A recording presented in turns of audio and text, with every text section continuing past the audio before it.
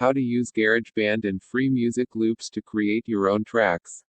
You don't need a whole lot of instrumental talent to make music with GarageBand. Especially with the wealth of free music loops available in the app and online. It's easy to whip up a track in a few minutes or spend hours losing yourself creating a new song. And since there are so many free music loops available, you don't need to spend a cent. Here's how to get started making music with GarageBand using loops and samples. GarageBand comes packed with thousands of free music loops. Just open the loop library by clicking on the loop button in the top right corner or pressing O on your keyboard.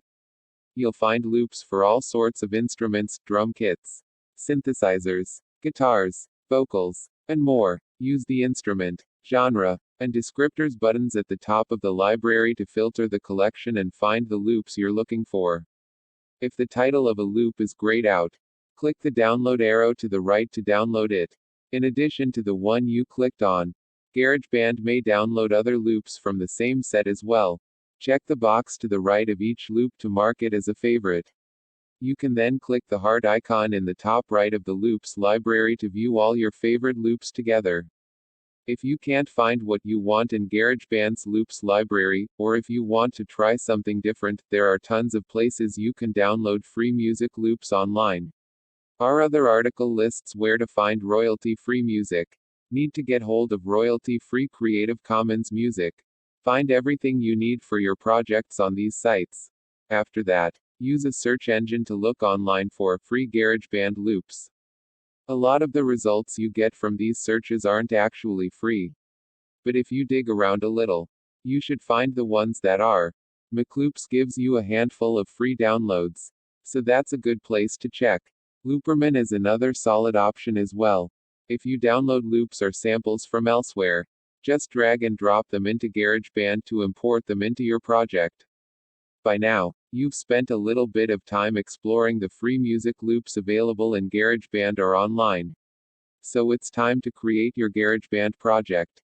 GarageBand is a powerful audio recording and editing software for Mac, but getting started is tough.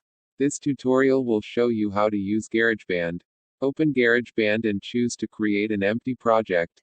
When GarageBand asks you to choose a track type, create a software instrument track. It doesn't matter what instrument the is, since you'll drag each loop into its own new track anyway. It's often easiest to start making music around a particularly interesting loop. This loop serves as the basis of your track, inspiring all the other instruments around it. Spend some time looking through the loop library to find something that catches your attention. You might find a cool riff, a chilled chord progression, or a heavy-hitting drum beat. Learning how to loop music in GarageBand couldn't be simpler. When you find a loop you like, simply drag it into the main editor. Then click and drag from the top right edge to repeat it. GarageBand includes a number of drum loops, but you can get a little more versatility out of your drums if you use the drummer feature. A drummer panel appears on the left side of the window. From here, you can select from a range of GarageBand drummers, each with their own style and musical flavor. You may have to try a few different drummers to hear the differences. Going through each of the options here would take an entirely separate article. But you can start by messing around with the settings. Choose different beat presets from the menu on the left. Then drag the dot between simple and complex or loud and soft areas to adjust the beat style. You can also select different parts of the kit to include in the beat. Then use the associated sliders to alter how much the drummer uses them. It's time to add more instruments to spice things up. This is where GarageBand's massive library of free music loops really comes in handy. For your first few tracks, you may just want to experiment with guitar and bass. But with thousands of options, you can spend hours trying new things out. The best advice here is to play around with as many different options as possible to find what fits your style. Try adding both low and high-pitched loops to give your track depth. Mix instruments from different genres or descriptors, using the loop library to search by both. And try different combinations of instruments to fill out the sound. Are you someone who loves music? Use one of these great sites to learn more about what makes music what it is. Play around with the volume and pan of each track as you add new loops to your song to keep them balanced. You can do this using the volume sliders and pan knobs to the left of the main window. It's important that you add variety and structure to your songs, so that they don't sound too monotonous. There are lots of ways to do this. For a start, make your loops drop in and out at different points or have them gradually build up one at a time. Change over to related loops for the chorus or bridge sections and try to include different combinations of instruments playing at the same time. You can even cut loops down by clicking and dragging from the bottom right to make them drop out in the middle of a bar. It's easy to add variety to the drums if you use loops created by the GarageBand drummer. Just click the plus icon at the end of each drum loop to create a new drummer region. Then make changes to the drummer settings for that new region. Experiment with different drum kits. Vary the speed, or choose a different complexity and volume for the style.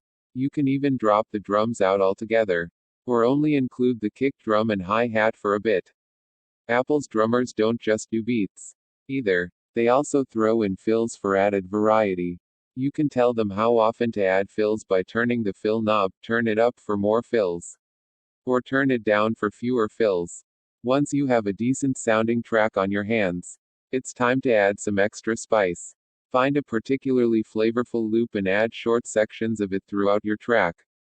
It might be a good idea to use it before going into each chorus or to have it play once every few bars throughout the song. Anything to make your music a little less predictable. As with any kind of art, this is a stylistic choice.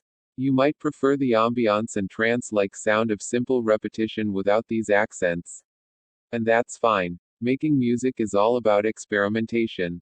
And with thousands of loops available for free directly in GarageBand plus any of the others you can find online, you've got enough material to experiment with for a very long time.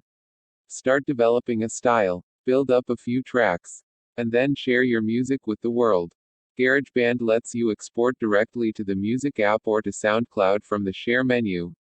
You can use the same menu to export your song to your hard drive, upload it to YouTube, play it on your website, or find another way to get it out there. You don't even need to use a computer to keep making music with loops. There are plenty of great iPhone apps for making music. Here are the best music making apps for iPhone and iPad that allow for music production wherever you go. Text source, makeuseof.com.